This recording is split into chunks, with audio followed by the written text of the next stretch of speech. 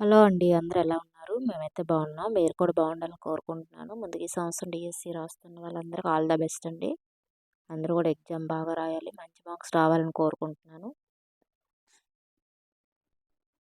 ఈరోజు టాపిక్ ఏంటంటే మనకి 8th class Telugu text book చెప్తున్నానండి. దీనికి ముందు మనం 3rd, 4th, 5th, 6th, 7th Telugu text బుక్‌లు అనేవి కంప్లీట్ అయిపోయాయి.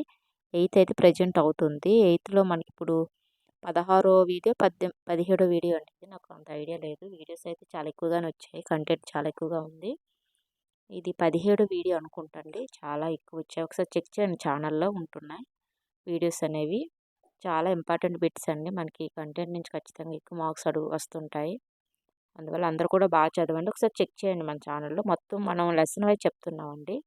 సిలబస్ అనేది ప్రతి లెసన్‌లో అంటే థర్డ్ అయినా, ఫోర్త్ అయినా, ఫిఫ్త్ ఏదైనా మనం లెసన్ వైజ్ చెప్తున్నాం తెలుగు టెక్స్ట్ బుక్ అనేది. ఒకసారి చెక్ చేసుకోండి. చాలా ఇంపార్టెంట్ బిట్స్ ఇవి. తెలుగు టెక్స్ట్ బుక్ లేని వాళ్ళు బాధపడవలసిన అవసరం లేదండి. అన్నీ కూడా నేను లెసన్ వైజ్ చెప్తున్నాను. అన్నీ కవర్ అవుతాయండి. దీని తర్వాత మనం 9th క్లాస్, తర్వాత 10th చెప్తాము. తర్వాత తెలుగు మెథడాలజీ. తెలుగు మొత్తం కంప్లీట్ అయ్యాక మనం వేరే సబ్జెక్ట్‌లోకి వెళ్తాము. కొన్ని వీడియోస్ నేను డిస్క్రిప్షన్‌లో పెడతాను. ఒకసారి చెక్ చేసుకోండి. వీడియో మాత్రం స్కిప్ చేయకుండా మొత్తం చూడండి. వీడియో నచ్చితే లైక్ చేయండి, షేర్ చేయండి, సబ్స్క్రైబ్ చేయండి ఫ్రెండ్స్. ఇప్పుడు మనం టాపిక్‌లోకి వెళ్దామండి. చూడండి, లెసన్ పేరు హద్దులు. చూడండి, హద్దులు హద్దులండి. హద్దులు హద్దులు లెసన్ అండి. ఇది 8th క్లాస్‌లో ఉండే ఒక లెసన్. దానికి సంబంధించి బిట్స్ ఒకసారి చూద్దాము. హద్దులు హద్దులు పాఠం రచయిత ఎవరు? హద్దులు హద్దులు పాఠం యొక్క రచయిత ఎవరు అని అంటున్నారు. ఇందులో మనకు 4 ఆప్షన్లు ఇచ్చారు. అందులో ఫస్ట్‌ది నండూరి సుబ్బారావు, రెండోది నండూరి వెంకటేశ్వరరావు, 3 నార్ల వెంకటేశ్వరరావు, 4 నార్ల చిరంజీవి. ఈ నలుగురిలో ఎవరు హద్దుల హద్దుల పాఠం రచయిత అని అడుగుతున్నారు. మనకి ఇక్కడ ఆప్షన్ 1 అండి, నండూరి సుబ్బారావు గారు. నండూరి సుబ్బారావు గారు హద్దుల హద్దుల పాఠం యొక్క రచయిత. నెక్స్ట్, హద్దుల హద్దుల పాట ఇతివృత్తం ఏంటి? హద్దుల హద్దుల పాఠం యొక్క ఇతివృత్తం ఏంటి అని అడుగుతున్నారు. మనకి 4 ఆప్షన్లు. ఫస్ట్‌ది హాస్యం, రెండోది కళలు, మూడోది శాస్త్ర విజ్ఞానం, 4 మానసిక ఉల్లాసం. 4గింట్లో ఏంటి అని అడుగుతున్నారు. మనకి ఇక్కడ ఆప్షన్ 1 అనేది కరెక్ట్. హాస్యం అండి. హద్దుల హద్దుల పాఠం యొక్క ఇతివృత్తం ఏంటంటే హాస్యం. హద్దుల హద్దుల పాఠం యొక్క ఇతివృత్తం ఏంటంటే హాస్యం అండి. నెక్స్ట్ మనకు చూడండి, ఇంకి పాటలు అనే పదాన్ని వినగానే గుర్తుకు వచ్చే కవి ఎవరు? ఎంకి పాటలు ఏంటండి? ఎంకి పాటలు అనే పదాన్ని వినగానే మనకి ఏ కవి గుర్తొస్తారని అడుగుతున్నారు. ఫస్ట్ చూడండి, శ్రీశ్రీ, రెండోది నండూరి సుబ్బారావు, మూడోది సీనారే, నాలుగోది నండూరి రామ్మోహన్ రావు. ఈ నలుగురిలో ఎవరు మనకి ఎంకి పాటలు అనే పదాన్ని వినగానే గుర్తొచ్చే కవి అని అడుగుతున్నారు. మనకి ఇక్కడ ఆప్షన్ 2 అండి, నండూరి సుబ్బారావు గారు. నండూరి సుబ్బారావు గారు గుర్తొస్తారు. ఎంకి పాటలు అనగానే మనకి నండూరి సుబ్బారావు గారు మనకి గుర్తు రావడం జరుగుతుంది. నెక్స్ట్ మనకు చూడండి, హద్దుల హద్దుల పాఠం ద్వారా రచయిత ఇచ్చే సందేశం ఏంటి? హద్దుల హద్దుల పాఠం ద్వారా రచయిత మనకి ఎలాంటి సందేశాన్ని ఇస్తున్నారని అడుగుతున్నారు. ఫస్ట్ చూడండి, ప్రతి పని హాస్యంతో చేయవచ్చు. రెండోది, కుటుంబంలో అందరూ నవ్వుతూ ఉండాలి. మూడోది, ప్రతిదానికి హద్దు ఉండాలి. నాలుగోది, నవ్వు 4 విధాల చేటు. ఇలాగ మనకు 4 ఆప్షన్లు ఇచ్చారండి.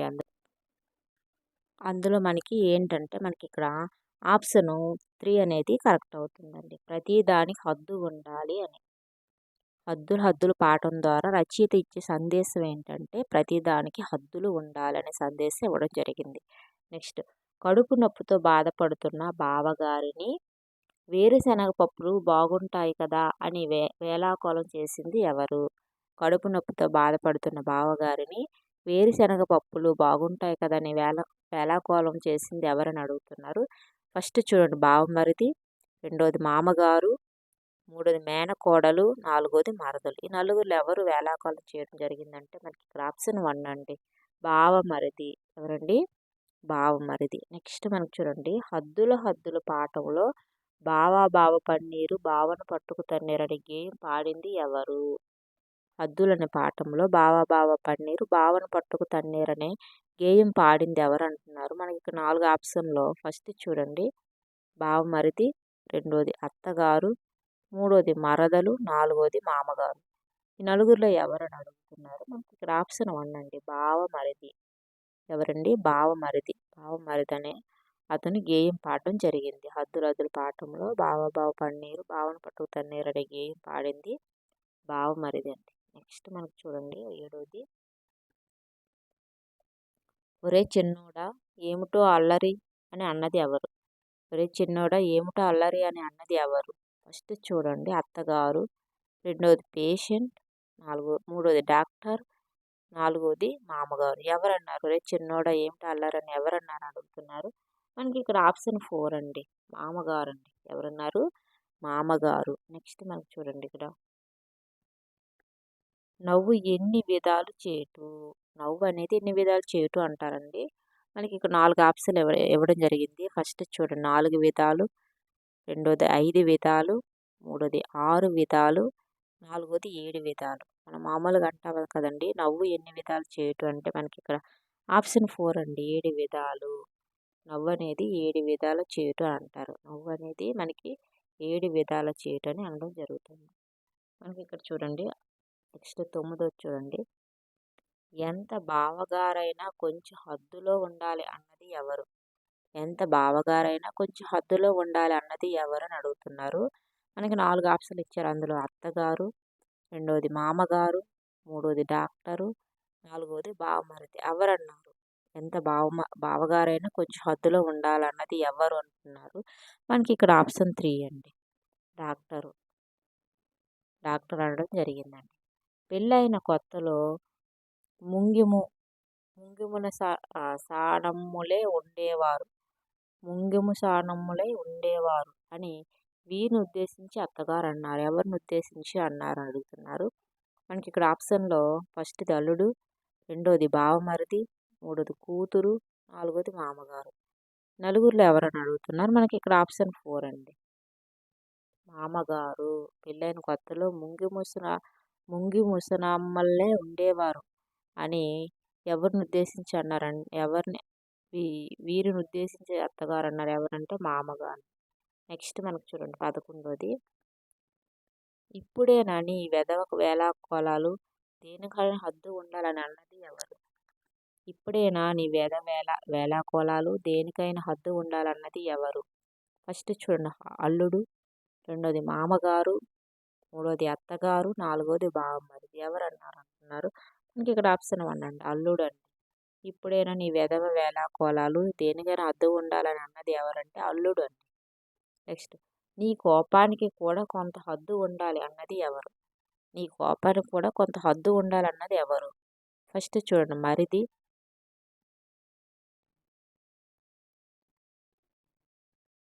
రెండోది అత్తగారు, మూడోది డాక్టరు, నాలుగోది మామగారు. ఈ కోపానికి కూడా కొంత హద్దు ఉండాలన్నది ఎవరు? ఫస్ట్ చూడండి మరిది, రెండోది అత్తగారు, మూడోది డాక్టరు, నాలుగోది మామగారు. మనకి ఇక్కడ ఏంటంటే ఆప్షన్ 1 అనేది కరెక్ట్ అండి, మరిది అండి. ఈ కోపానికి కూడా కొంత హద్దు ఉండాలి అన్నది ఎవరంటే మరిది అండి. గిత్తను మేపినట్లు మేపడమేనా అని అన్నది ఎవరు? గిత్తను మేపినట్లు మేపడమేనా అని అన్నది ఎవరు అని అడుగుతున్నారు. మనకి ఫస్ట్ చూడండి భార్య, రెండోది అత్తగారు, మూడోది బావమరిది, నాలుగోది మామగారు. గిత్తను మేపినట్లు మేపడమేనా అని అన్నది ఎవరు అని అడుగుతున్నారు. మనకి ఇక్కడ ఆప్షన్ 3 అండి, బావమరిది. గిత్తను మేపినట్లు మేపడమేనా అని అన్నది ఎవరంటే బావమరిది.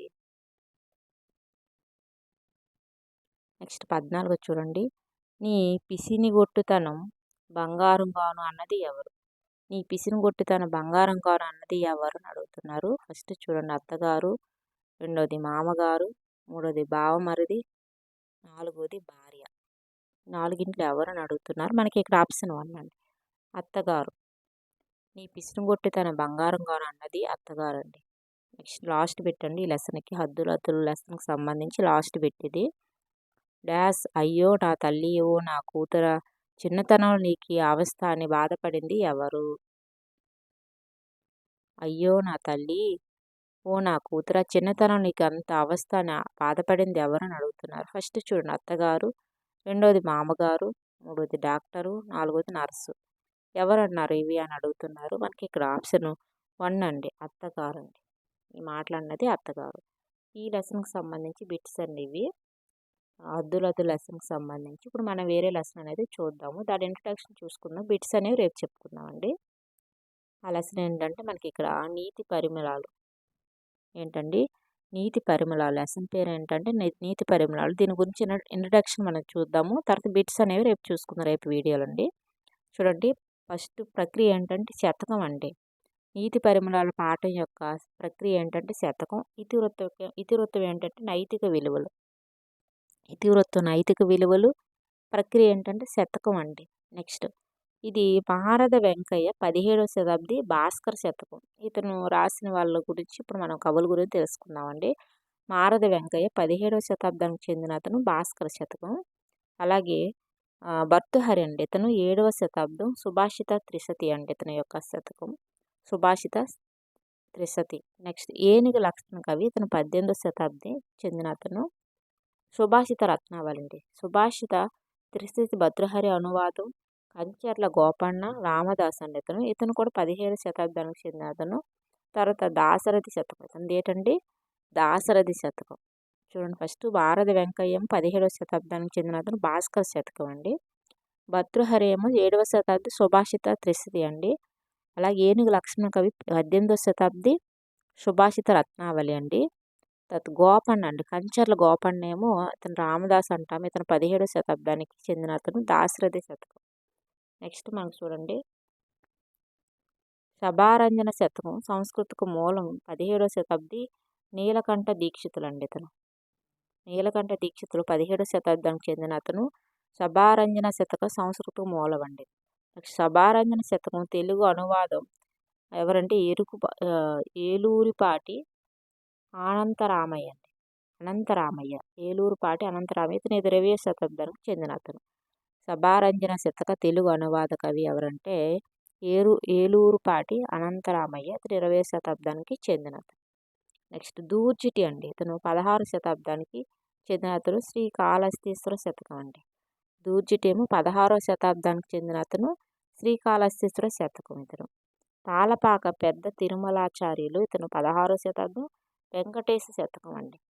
తాళపాక పెద్ద తిరుమలాచార్యులు, ఇతను 16వ శతాబ్దం వెంకటేశ శతకం అండి. అలాగే కొండూరు వీర రాఘవాచార్యులు అండి.